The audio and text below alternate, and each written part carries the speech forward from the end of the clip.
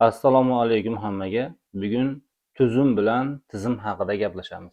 Tuzum, o'rtoqlar, bu O'zbekiston Respublikasining konstitutsiyasi. O'zbekiston Respublikasi ma'muriy hududiy tuzilishiga ko'ra 4 ta hokimiyat boshqaradi. Qonun chiqaruvchi, ijro etuvchi, sud va 4-si ommaviy axborot vositalari. Qonun chiqaruvchi organ, ya'ni deputatlar, fuqarolarning manfaatlariga ko'ra qonunlar ishlab chiqarishadi. Uni senatga yuborishadi, senat ko'rib chiqadi va ma'qullasa prezidentga yuboriladi. Prezident uni ko'rib chiqib imzolasa o'sha qonun kuchga kiradi. Bu birinchi hokimiyatning vazifasi.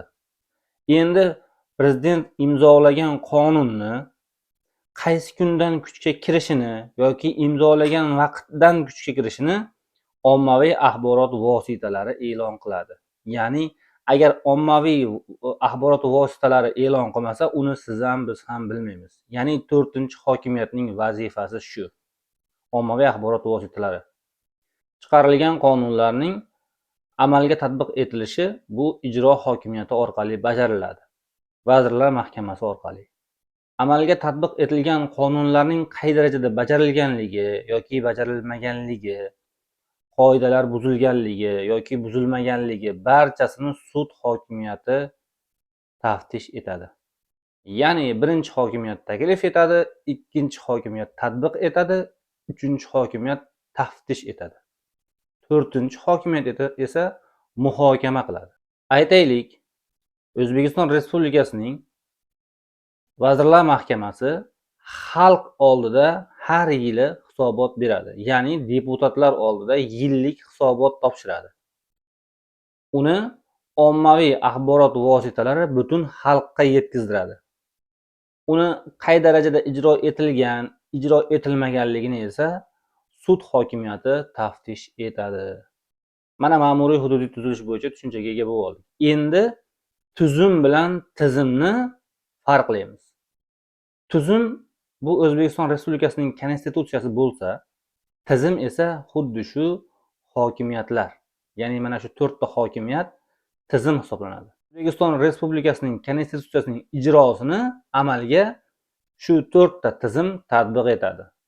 Hozirgi paytda ommaviy axborot vositalari orqali fuqarolar va fuqaroligi bo'lmagan shaxslarning O'zbekiston Respublikasining sha'niga, qadr-qimmatiga zarar yetkazdiruvchi har xil materiallar tarqatishi juda ham avj oldi. Bu bir narsani ham tarqatayotgan odam, ham uni kuzatib farq olish, ya'ni bilan tizimdi. E'tiroz bildirayotgan tomon o'zining nimaga e'tiroz bildirayotganligini aniq qilishligi kerak.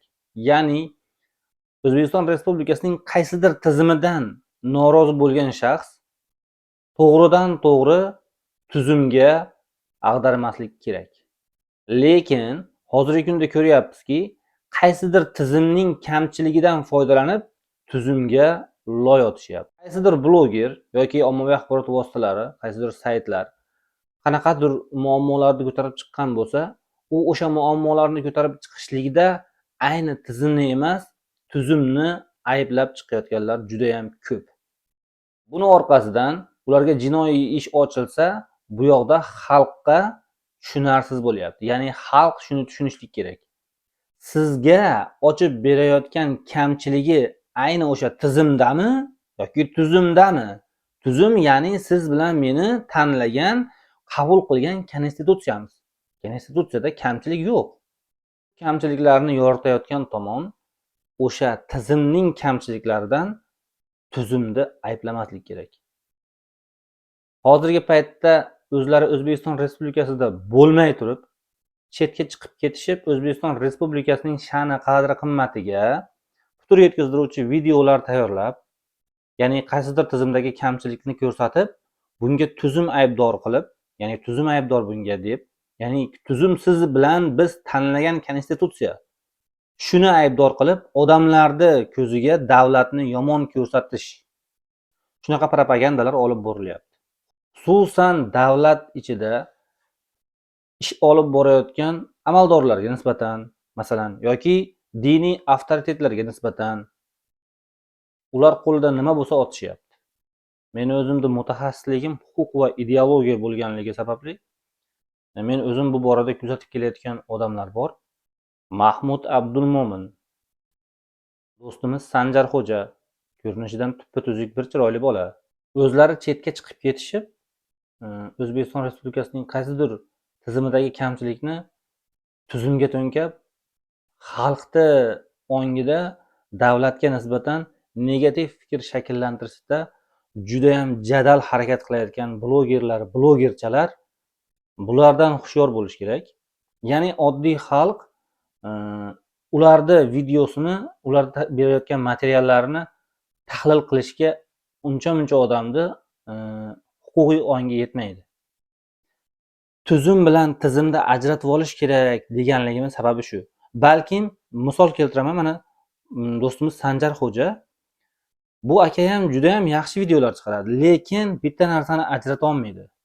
Tuzum bilan tizimni nimani tanqid qilyapsiz oshna? Siz agar tizimdagi kamchilikni tanqid qilayotgan bo'lsangiz, e'tiborni ayni o'sha tizimga qarating. Butun tuzumga emas.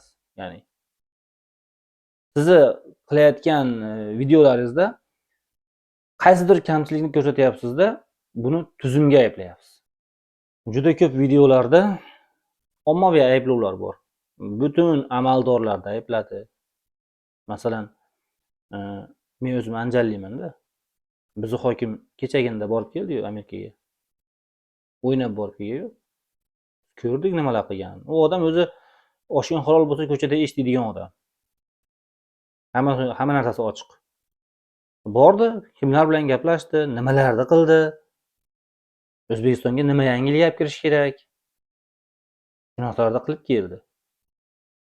Endi u yog'ini amalda ko'ramiz, nimalar olib kelganligini hali, nimalarni olib kirishga shartnoma qilib kelganligini. Endi men o'zim ko'rganim aytyapman. Butun agar biza amaldorlar bo'lganda nima qilar edi deganingiz, mana sizni gapingiz noto'g'riligini isboti mana shu bitta.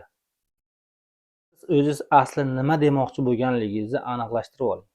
Ya'ni siz tizimdan ayb qidiryapsizmi yoki tuzumdanmi?